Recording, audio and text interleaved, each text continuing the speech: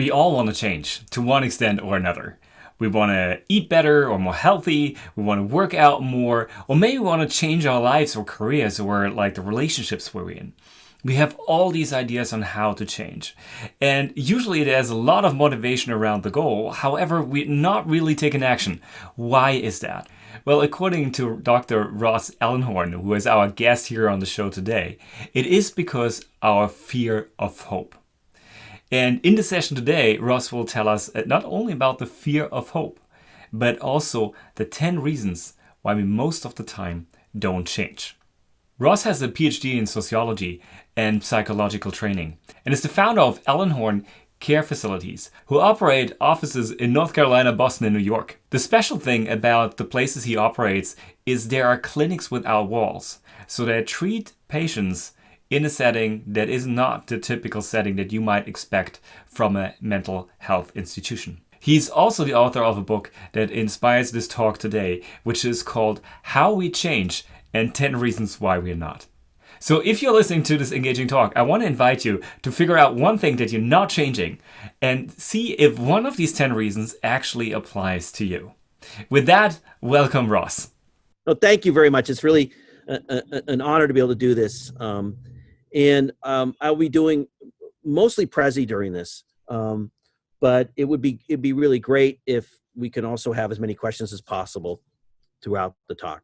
So I'm very interested in this idea called fear of hope and how it relates really to our ability to move forward and where it also affects our ability to change. So the other thing I'm interested in is this idea of sameness, that so much of what we study in our society has to do with how to change instead of what are the reasons why we stay the same. And so my talk's going to be about both those things, this idea of fear of hope and also about sameness.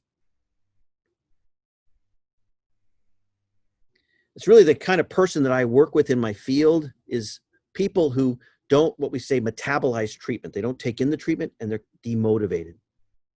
And those things can get diagnosed as having psychiatric roots to them, but I actually believe that it has to do with this fear of hope.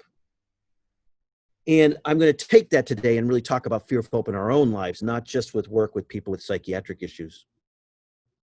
And here's what we know about sameness. Dieting is a $66 billion industry in the United States, and 69% of the people don't stick to the diet. And even those people who do stick to their diets, 80% of the time they quit. They gain the weight back. Fitness is a $30 billion industry in the United States. 73% of people don't meet their fitness goals. Addiction is a $35 billion industry. 66% don't quit their habits. And remarkably, Alcoholics Anonymous, which is really discussed in some ways as a gold standard for substance abuse, has an 5 to 8% effectiveness. New Year's resolutions, 93%, we don't follow them. So sameness is this really powerful force in our lives. And we think of sameness as this thing that we can't quite figure out why we stay the same, why we aren't moving forward. And part of it has to do with kind of a wrong understanding of motivation. This idea that we're kind of here, where we are, and then all we have to do is get to where we want to be. And there's this kind of straight line from where we are to where we got to be. We just have to have the strength to kick that ball, to get from one end to the other. And that's not actually how motivation works. Motivation, according to really the father of social psychology, a guy named Kurt Lewin, happens in relationship between all kinds of forces holding us back and all kinds of forces pushing us forward. And for each of us, those forces are unique. They have to do with talent, strength, courage, but also what's happening to us around us. What's holding us back around us and what's pushing us forward. So we all live in this field, as he would call it, this place where there's these forces fighting against each other. And where we are in life regarding any kind of goal is in between those two forces, where that ball bouncing around between those two forces. That's where you are in relationship to your goals. And so motivation is always about, can you kind of lift those restraining forces? Or can you empower those driving forces? And until you can, you stay in this place. That's kind of a hopeful view in some ways, because it means that there's always something pushing you forward. It's not like you're holding yourself back. You're actually pushing forward. I believe that in personal change, that's a kind of motivation, there's something not unique. In other words, it happens for all of us. And that's that there's always the driving force of hope when you move towards changing something in your life.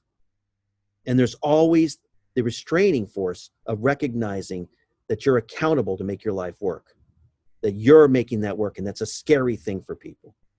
So in my mind, in every field, it's unique, but in every field, these two things are going on for us when we're trying to change.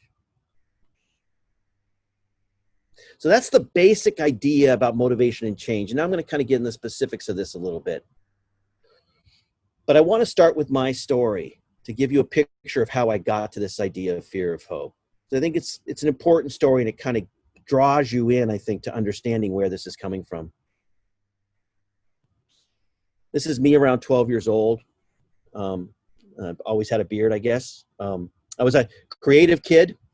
I went to a hippie school in this town in California that was a college town, but it was also a suburb for Jet Propulsion Laboratories. And so it had two types of people in that town: the professors who sent their kids to the hippie school, and then the people that were Jet Propulsion Laboratory that sent their kids to other schools. And I went to the hippie school, and I was really supported in my creativity in that school.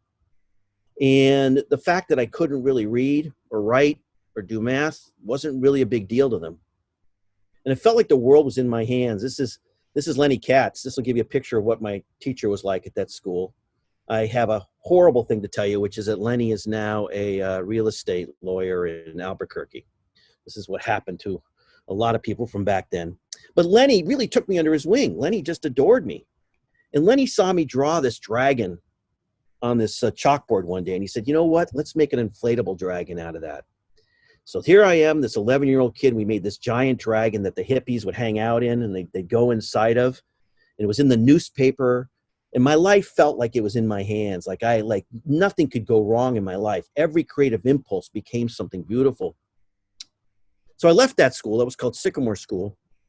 And I went to El Roble. Now, El Roble served the aerospace kids, the children of aerospace industry people. And I was immediately diagnosed with a severe learning disability. And I was told that I had to be in special classes. I was told I was going to be removed from my friends. And I couldn't do anything to succeed. I couldn't draw a picture instead of writing a book report. I had to do math, all those sorts of things. And this experience of feeling drawn to a positive future got disrupted. Sort of a horrific sense that I could actually not control my future. And that hope was dangerous because it drew you towards things that felt important, and it could get taken from me. And so I chose this interesting route. It was actually two routes. One was to begin to describe myself as disabled. It became my way of kind of living my life. This kind of ability to say, this is why I am who I am, was to describe everything within this learning disability. And the other was to take on the identity of a stoner. That I smoked a little bit of pot, but I really took on the identity that the reason why I couldn't do well was because I was too cool for it. I was sort of dropping out. I didn't really want to take these classes. And those became my ways of sort of staying the same and not facing my future and not hoping again.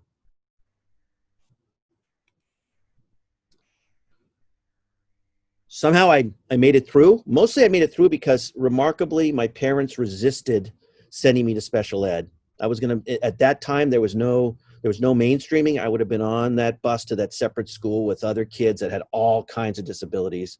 And luckily my parents fought and kept me in school. I didn't do well. It was kind of an awful experience, but at least I didn't get ostracized. And I ended up getting a degree in social work and a license in social work. And I ran this group, and I began to ask the people in the group, what are the things that get in the way of you changing? And these are people with severe psychiatric issues. And not a single one of them mentioned their illness. They mentioned these 10 reasons. And I'll get to those later, but those 10 reasons had to do with, I don't want to raise my expectations. I don't want to get excited about something. I don't want to move forward because I don't want to face the disappointment of what will happen if I don't get that thing. These people have been through so many disappointments, so many experiences of ostracism that they didn't want to try again. I'm not going to make you read this whole quote, but this is a remarkable quote from a mental health activist who basically is saying so much of what we see that people claim are psychiatric issues are actually people that aren't hoping. And that we name those things within diagnostic terms, but it's actually about a person who's struggling with how to hope. I took that and I wrote this book, and this book was about people who show up in emergency rooms all the time claiming they're suicidal. It's sort of in the United States, it's sort of an epidemic of that. These people that are sort of derogatorily called frequent flyers in hospital units. And this book is about why do they go into these hospital units? And it was really about the fact that at the point when things get hopeful, they begin to crumble. They have careers as patients, and that career gets threatened by hope, and they begin to fall apart. And they can get their career back by going back in the hospital. And just this year, I took this all and I made it a general story about these 10 reasons for all of us. And I presented this in a class at Rutgers that my cousin who's a social psychologist at Rutgers runs. And we talked afterwards about, can we actually take this idea of fearing hope and operationalize it? And sure enough, we did. We created this fear of hope measure, and we've been able to show that fear of hope is an actual thing. It's not fear of success. It's not fear of failure. It's not anxiety. It's not depression. And remarkably, it's not hopelessness. That we've been able to show that this is a variable in our lives that is separate from all these things. And the most amazing thing is that we're finding that the people that are most perturbed or having the most difficult time are not people that are hopeless, but people that have a high degree of hope and they're terrified of it. That those two things can go on at the same time, and it can cause all kinds of problems for people. When people have high hope and high fear of hope, they get engaged in what's called counterfactuals. They're always thinking, oh, I could have done this differently. I could have done that differently. Only if this had gone well. A hopeless person doesn't do that. They have a poorer relationship with their emotions. They don't trust their emotions. They feel like their emotions are going to trick them into things they don't want to do. They don't feel like they can make things happen in the world. They tend to have less resources. That means less social support, less self-esteem, less sense of purpose in their life. Strangely, they have a shorter time perspective. They're less willing to look far in the past or far in the future. And we think that that has to do with something else, which is number 7, they feel stuck. They're right now thinking right now because they feel stuck. And remarkably, they're less willing to identify a positive event coming up than someone who's hopeless. That makes some sense, that a person who's a graduation's coming up, a hopeless person's like, yeah, there's a graduation coming up. Nothing good's going to happen out of it, but graduation's coming up. A hopeful person doesn't even want to look at it if they're afraid of hope, because they don't want that feeling of being afraid of feeling hopeful about that event. And that's what we found in the research. And one other thing that's very interesting, and I'll get to this later, I mentioned that they have a poor relationship with their emotions and they engage in these counterfactuals. There's actually a relationship like this. You have high hope and high fear of hope. You don't automatically get these counterfactuals. You have to first go through the fact that you have a poor relationship with your emotions. And that's not going to make sense to you right now, but it's important to point out. I'll show it later. So I think of it this way. The more you fear hope, the more you're fearing the very thing that moves you forward. So the well to motivation, the thing you need to make your life expand, feels poisoned. And the deeper that fear of hope is, the more that becomes your preoccupation, that you're running from hope. More than any other fear, possibly, is this experience that you don't want to feel hope. And this is how I picture it. This is what it's like to be afraid of hope. It's like being a high diver and being afraid of heights.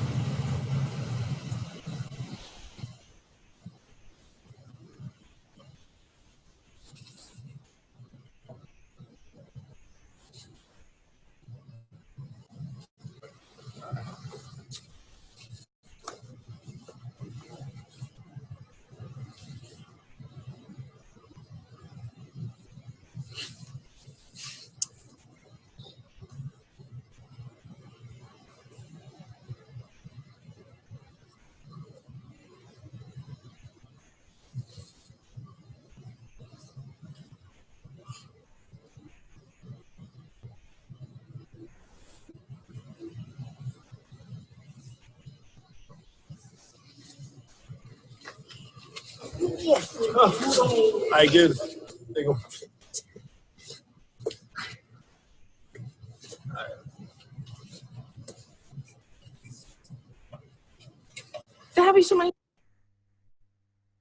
To me, that's the experience of what fear of hope's like. It's this feeling like I want to do this thing. I want it to happen. And I'm terrified of taking that leap. I'm terrified of moving forward towards it. And this idea of fear of hope, it shouldn't be new to you because you've never heard a theologian say hope and it's easy. Hope is always something we tie to this idea that you have to have courage to engage in it. Now, as I looked at fear of hope, I began to get these other ideas about what hope is. And I really think that hope is central to two things. I think hope is central to connecting with one another. And because of that, I think it's the very gene to our evolution, that it's central to our evolution, that it is not simply something that belongs to religion. It is central to our development.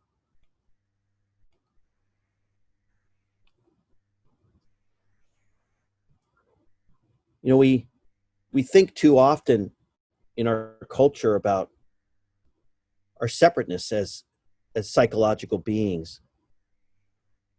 And that denies the fact that everything about us is really about our connection. That we've developed this giant neocortex, actually, for the very act of us feeling connected. And that we're an animal in which the space between us is kind of the central thing to our well-being. And to enter that space, to be able to have some sort of fluid and connected relationship with others, you have to be able to risk the hope that you won't be disappointed by that contact. It's just central to what we do. You know, I was very interested when all these videos came out at the beginning of the COVID pandemic of people finding ways to connect independent of the problem, right? The husband that goes to his wife's assisted living facility and sings Amazing Grace outside the window, the birthday parties for kids where people drive by. And for me, that was all messages about hope, not connection. It was about saying, no matter what, we'll get to each other. And that's really what hope does. Now, when we're born as infants, there is this hormone that's released called oxytocin that does connect us and does give us some level of trust in a stranger now that's holding us in their arms. But it's not very strong. It isn't really enough to hold us together.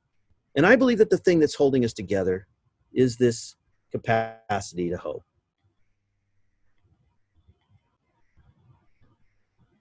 One thing we know about child-parent interactions now, and this is 30 years old that we know this, is that the infant and the child are making the situation happen. That the parent is too, but this is not a passive child and the parent's getting them to act. Look at that child, he's pointing, he's getting her to respond. That this is a dance of connection. And every time that child is reaching out, he's hoping and he's taking the risk that that hope will not lead towards an experience of disappointment. And so every time we are connecting, we're doing that. And this is what a guy named Charles Snyder, if you take a test on whether you're hopeful, this entire test is based on Charles Snyder's work, the hope scale. And what it tests is two interesting things. One is that you see alternative pathways. Hopeful people, when they see a problem, they try to figure out their way around it, right? That's why Churchill in his famous speech talks about we'll fight here, we'll fight here, we'll fight here. He's talking about alternative pathways. And by the way, hope is something that always happens in uncertainty. You never hear Churchill say, and we'll win. It's always about the pathway. How do I get around it? And the other is, I can withstand this. I'm able to do this. Or the world's benevolent enough to let me do this. These are the two qualities of hope. Now, why are those so important? That's the neocortex of us compared to a neocortex of an ape. Neocortex is built for one thing. It's built for a species that collaborates in order to innovate. It is about the act of engaging with others to come up with new ideas. That's what we do. That's what makes us separate from all the other animals.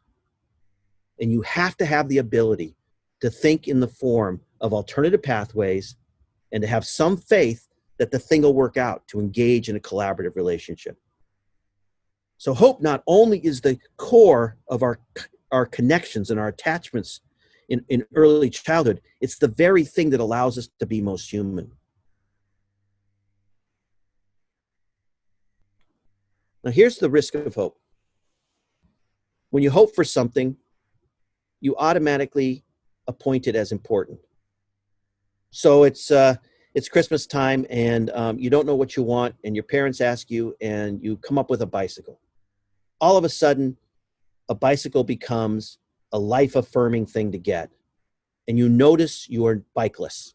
So two things happen. The bike becomes important, and you notice you lack a bike in your life. That's what hope does. Hope appoints something as important, and it makes it so that you kind of see that you don't have it. And that means it creates a risk. Because if you don't hope, you don't see it as important, you don't see that you lack it. If you do hope, you take this risk. You take the risk that the higher you go, the farther you fall from something that you've appointed as important and life-giving. And so hope always has the risk of the fall into despair. You can't get that thing.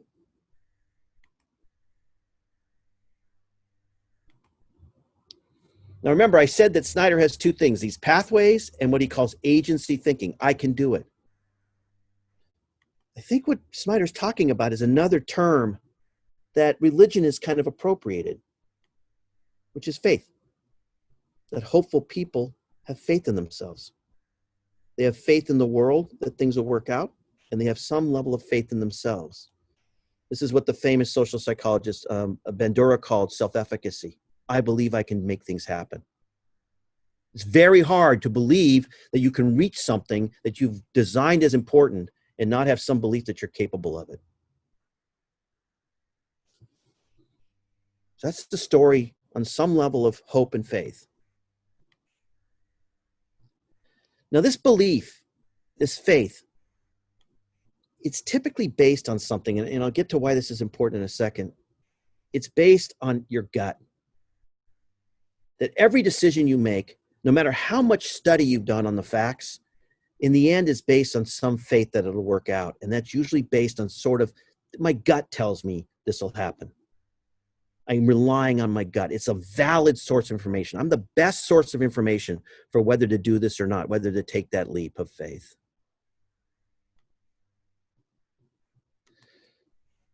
So when you hope, you point. And you appoint. And you make that thing important.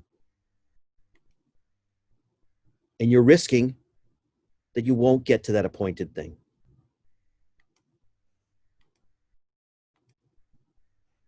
I want you to watch this child work diligently to create alternative pathways in connecting with his mother, who has been instructed to not respond.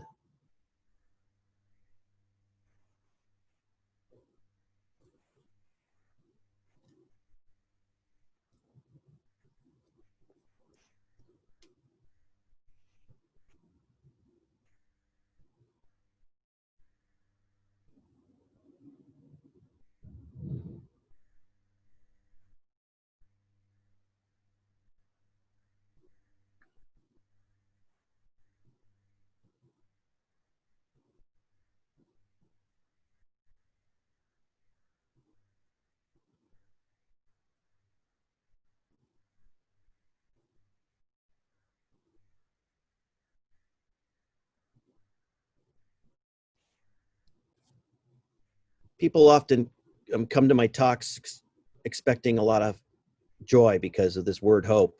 But the fact is, you really can't talk about hope without talking about despair. That there is no hope without the threat of despair, just like there's no hope without the threat of uncertainty.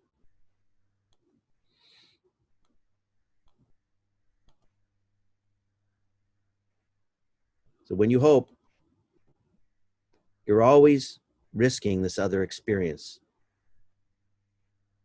which is the experience of not being able to get your needs met. the experience of feeling helpless in feeding yourself and nurturing yourself and in getting nurturance from other. This is the profound injury of disappointment, is this experience of helplessness. And we know that in infants, two things happen. There's what's called anaclitic depression. When they feel like they can't get their needs met, they just shut down.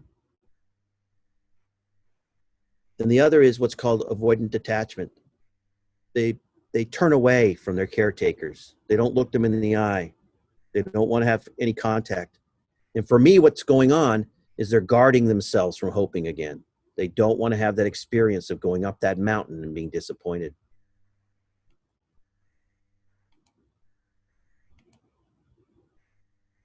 So what I said before about emotions and not trusting emotions, what happens when you've been disappointed this way is you stop trusting the information you're given from your gut. Like, that told me to reach out to mom. That said it was okay, and I got hurt. I can't really trust that anymore. And so what happens to your faith at that point? This belief that, for me to kind of have faith in myself, I have to be able to have some trust in my gut to tell me what to do. Your gut becomes fake news. I can't trust this thing. I don't know if it's going to get me where I want to go when you've been faced with these kinds of disappointments.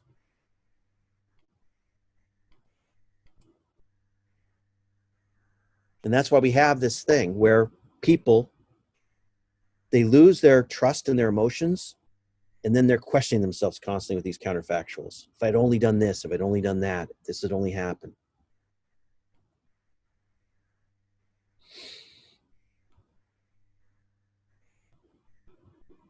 There's a unbelievably tragic and also telling experience going on right now in Sweden, it's happening only in Sweden, and it's probably because Sweden has this real promise of some sort of citizenship for Syrian refugees. And what happens is the Syrian refugees, when they apply to citizenship and they don't get it, and they go towards appeal, at the point when they go towards appeal, their children, some of their children fall asleep, and they'll fall asleep for a year. It's called resignation syndrome, which really makes some sense. Let's call it. They've resigned themselves. So these are children that all through the horrors of Syria, all through the trip to Sweden, all of that, they were functioning. But at the point when there was hope, at the point when they were trying again to get citizenship, the child goes to sleep. And remarkably, they wake up when the family gets citizenship. There's something about the parents' attitude, something about the way they touch the child, sends a message to the child in that deep slumber that things are going to be okay.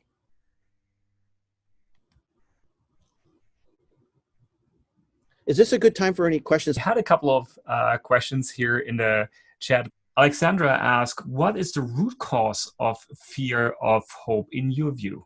I think it's something that's happened in a person's life that has to do with some sort of massive disappointment. I think we all have it. I mean, I think there is no hope without fearing it.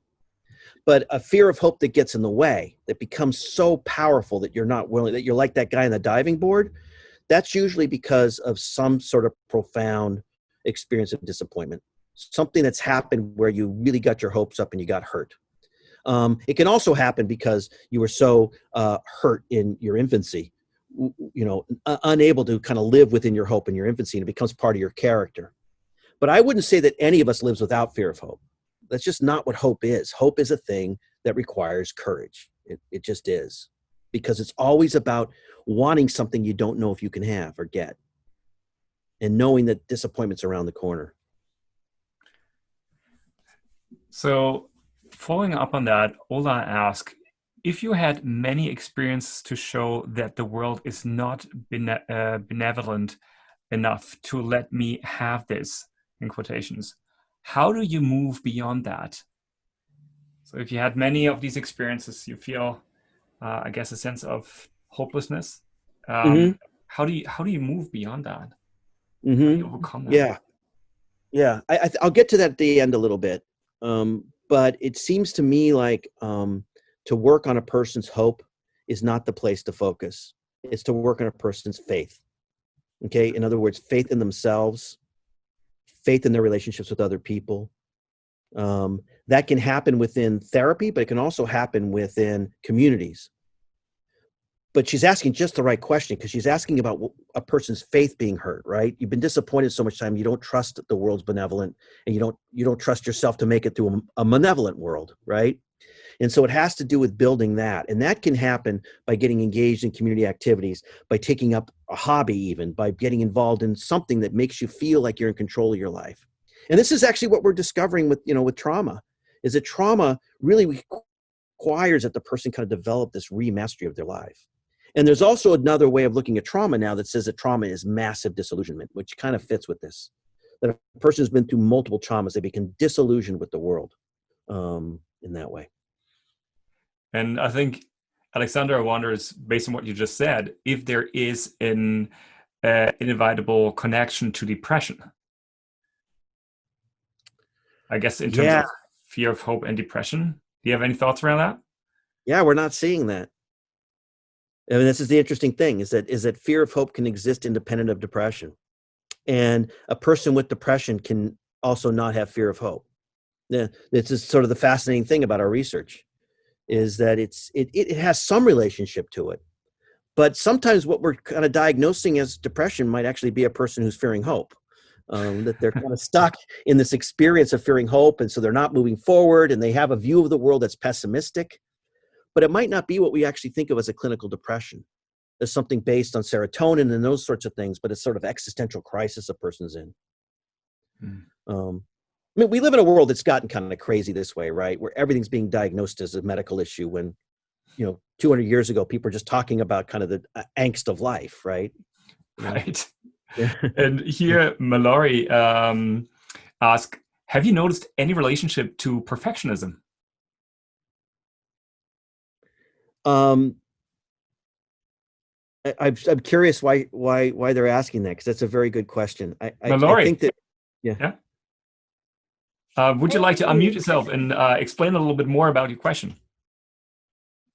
Sure. I guess a lot of it has been about self-discovery and just reading on theories about procrastination and those kinds of things. And this idea of perfectionism being one of those things that holds you back, where the moment you think it might be not turn out perfectly, that you start to tear it down as a possibility to begin with. Yeah. And then you start to feel like, I knew it couldn't happen. So I just wondered about that connection. Oh, that fits so well. You've just really frustrated me. I now have an 11th reason not to change, because that's exactly that in other words, because when we get to the 10 reasons not to change, these are basically things you do that basically kind of talk you out of moving forward, right? Or get you in a place where you don't move forward. And perfectionism is exactly that if I create this perfect thing I'm going to create, and then I sort of don't do it because I can't create it, then I'm not getting my hopes up in a way, right? And I'm not facing the disappointment of that thing happening. Staying the same is always your way of avoiding this powerful experience of disappointment. And the way you just described perfectionism captures that, right? Is that if I can just sort of come up with a reason not to do this, then I don't have to deal with this kind of pain of disappointment if it doesn't happen. And Suzanne asks about another thing that we all probably have experienced at some point. Can you expand on how fear of failure is different from fear of hope? So fear of failure, I think everybody has that at some point, or experienced that at some point. Yeah. Well, in the scale for fear of failure in social psychological language is about not wanting to kind of evaluate yourself as a failure after something happens. Fear of hope is I'm afraid of this kind of massive experience of disappointment. So those are kind of two different things. And again, we have plenty of people in our research that don't have fear of failure who have high fear of hope. So it still is a kind of separate variable. And it's also a separate variable from fear of success. It's a separate variable from anxiety. It's its own thing. And it's testing something different than fear of failure. And Although colloquially, when we talk about fear of failure, we're kind of talking about fear of hope. I mean, on some level, but the technical way that social psychologists look at it, it's much more about self-evaluation, not wanting to kind of see yourself in a bad light. I think we have one other question, and then Rick asked if you will share the 10 reasons, and I believe you will.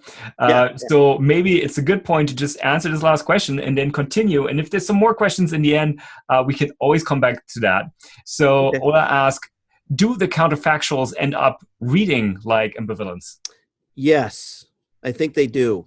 I have my own theory on the counterfactuals, which is it's a weird kind of hope. That if hope is about alternative pathways, it's about your brain still looking for alternative pathways, but without action. Oh, if I had done that, everything would have worked out. That's kind of a hopeful statement, right? Because next time it might work out, right? So it's like your hope is being, because remember, people engage in counterfactuals when they have high hope and high fear of hope. So it's a way of kind of hope generating its alternative pathways without having to deal with fear of hope, right? If the world was a better place, that would have worked out. That's kind of a hopeful statement, you know? But yeah, counterfactuals are a highly ambivalent state, right? Yeah, I'm. By the way, I'm like that kid in the video. I had to see all your faces before I began to head towards despair. So, thank you for this moment of connection, and I'll get back to the talk now. We have this relationship with others, but we also have this relationship with ourselves, and we also have our own expectations for ourselves. And as we get older, this really is sort of the central relationship we're having. And so, in adulthood, there's always this thing called existential anxiety, which is there's all kinds of things happening around me that can affect me, but on some level I'm also driving the bus that is my life and I'm in charge of it. And that's terrifying, because what if I'm no good at that? What if I'm a bad driver and there's nobody else there? There's no parent driving me. And so within all motivation towards human change is this recognition, I've kind of got to make this change happen. And so we have this hope that pushes us forward. And this gets back to that Lewinian field of things that push forward and things that push back. But every time we move forward, we also have to face this feeling like I'm in charge. And so naturally, in every change, there's hope. And then there's a recognition of this thing we don't like to look at, which is I'm in charge. I don't know if any of you know this book, Harold and the Purple Crayon. It's a remarkable book. I'm actually writing a book on it right now. I won't show you, but he's tattooed on my leg because I so fundamentally believe in this guy. But, you know, Harold draws his life. Sometimes he forgets that it's his drawing. He gets anxious about it. He sinks into a sea of anxiety. But he has the faith and the self-efficacy to pull himself up. And he draws himself a way out. And he does this over and over and over in the book. Now, what happens if we lose faith in ourselves? If we actually believe that the person who's drowning isn't capable of drawing boats? The restraining force in that Lewinian field I showed at the beginning becomes super powerful. You might have a lot of hope. You might still have every bit of hope in you, but there's this other force now pushing you down.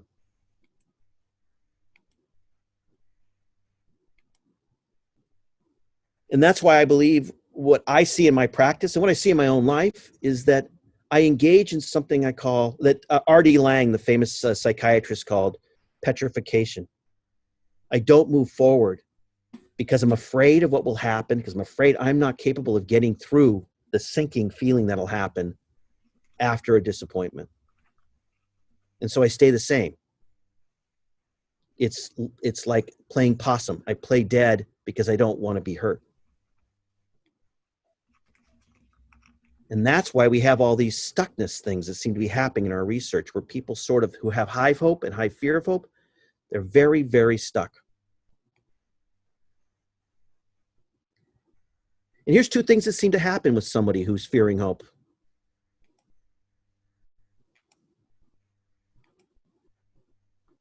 They're a little bit like that kid, the anaclyptic, depressed kid. they lose motivation. They don't want to move forward. And they're a little bit like the avoidant attachment kid.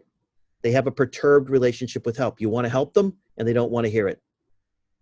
It's scary to them. What you're offering is hope, and that's the thing they're most scared of.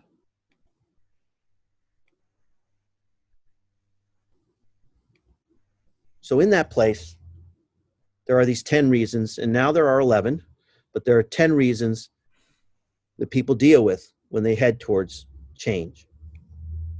And they're very simple, really. If I change, I'm going to raise my expectations. I'm going to get excited about this. And if the thing doesn't happen, I'm going to have that awful feeling like I can't run my own life, like I'm helpless. If I change, other people around me are going to get excited. And I'm going to let them down. And they're going to see me as helpless and not able to control my life. If I change, I have to face where I am right now, and I don't like where I am. If I don't hope and I don't change, I don't see that anything's lacking in my life. But if I hope and change, I see that something's lacking. And moving forward means having to have hope. If I change, I have to take these small steps. And each one of those steps really reminds me of where I am in a way that makes me feel like I'm helpless because I can't get to that end. If I change, I'm going to expect more out of myself. If I succeed at this change, if I actually do well, I'm going to be accountable for the next things because I've proven myself as accountable. I can actually take care of my life. So now more things are going to be expected of me. You know, when my son used to call me from college, he'd call me and tell me how he did well on a paper. And it was like I was a smoker and I couldn't resist the next cigarette. The next question that would come out of my mouth was, and what about your other classes? I couldn't stop myself. It was such a disappointment for him because he just wanted to tell me about this one paper. But once I saw that he could get this one paper done, my expectations of him went up. If I change, everything becomes unknown. And there's so many possible disappointments ahead of me. There's so many chances that if I try something else, it'll fall apart and I'll be faced with this experience of helplessness. If I change, I have to face the fact that I'm in charge on some level. If I can make this happen, then I'm kind of in charge of my life on some level. For my clients, there's also this problem, but for a lot of us, if I change, I lose relationships. I lose kinds of relationships that were based on me not changing. Now, that's obvious for someone who enjoys going to a bar and drinking. But in my own life, my favorite thing about some of the flirtatious stuff that I have with my wife has to do with her making fun of all my foibles. If I were to get rid of those foibles, I wouldn't have that thing in my life again, right? But that's kind of one of the qualities of loss that happens with change.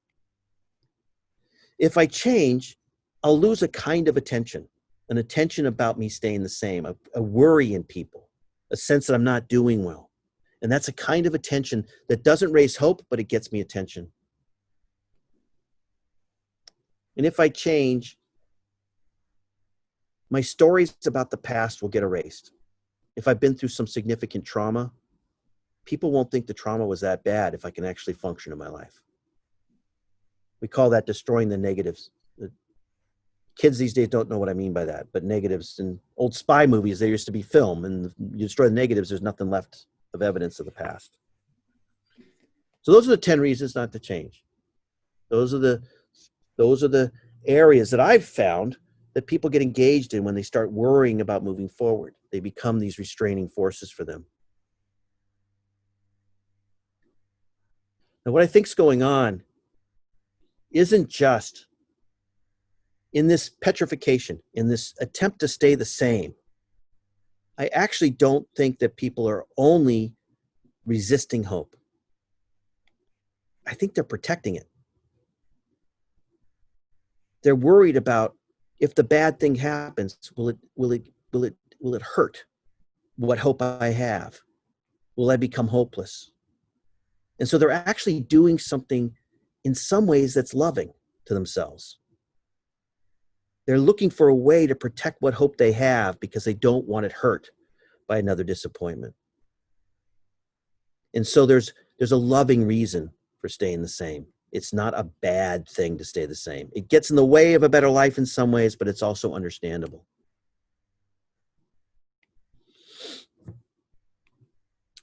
In my field, we have an enormous list of derogatory terms for people who aren't willing to engage in treatment, and little recognition for the fact that they might be doing the best they can to protect their hope. And in my field, we diagnose them when they do this. It's just very quickly, schizophrenia looks a lot like somebody these are the negative symptoms of schizophrenia. These predict a person's dysfunction more than hearing voices, more than psychosis. They're called the negative symptoms. And you can't medicate them. Now, someone want to tell me that that's not despair, that that's actually in the person's, genetics, and it's not despair. It's not a person who's afraid of moving forward.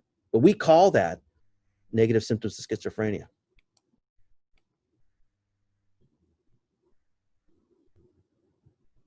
So how do we help somebody move forward? Well, I want to show you how we typically, all of us, not just therapists, but how we all think about how to help somebody who's feeling this kind of fear of hope.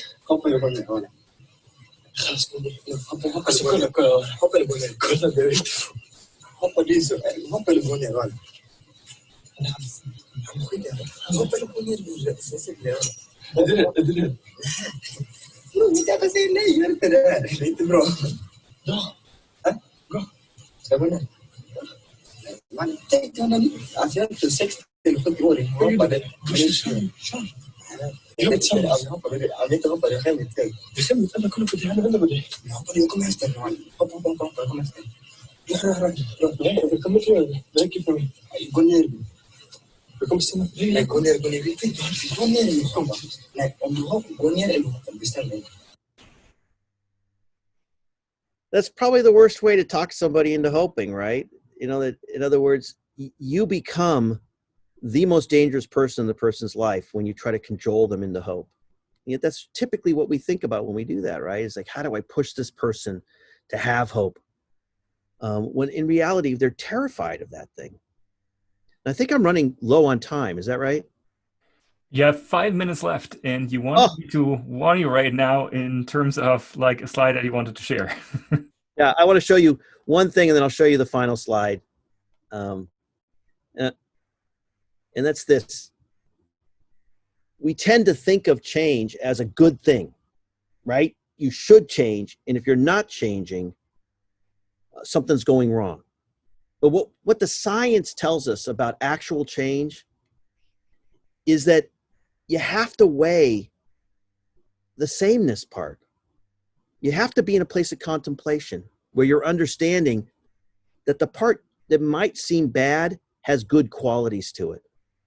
That change always happens from a place of contemplation, where you're weighing the pros and the cons. And we live in a society where change is only the option. And what I'm suggesting is we look at those 10 reasons not to change, and we understand the beauty in them and the self-protective quality in them. And that, ironically, that's the best way to help a person change, is that studying those and giving them value is the best way to help them, because then they can weigh the pros and cons. And yeah, I've got one last thing to show you because it's a good way to end. I feel like you have to see this.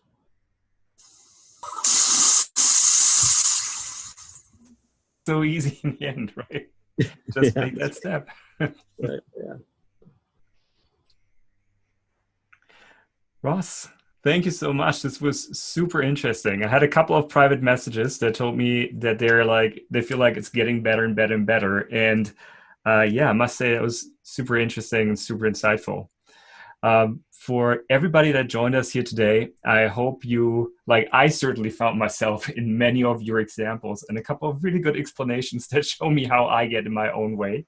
So thank you for sharing this. Also, thank you for sharing a little bit about your own journey, because I think that was a beautiful illustration of like the points that you delivered after. And I love this point about when you fear of hope, you're protecting a little bit of the hope that is left. But without like reaching out, you can't grow it. Mm-hmm. And with that, I hope that everybody here reaches out, grows their hope, takes that step, takes the plunge. And I hope also that I will see you back next week. With that, once again, thank you, Ross. And thank you to all of you who joined us here today.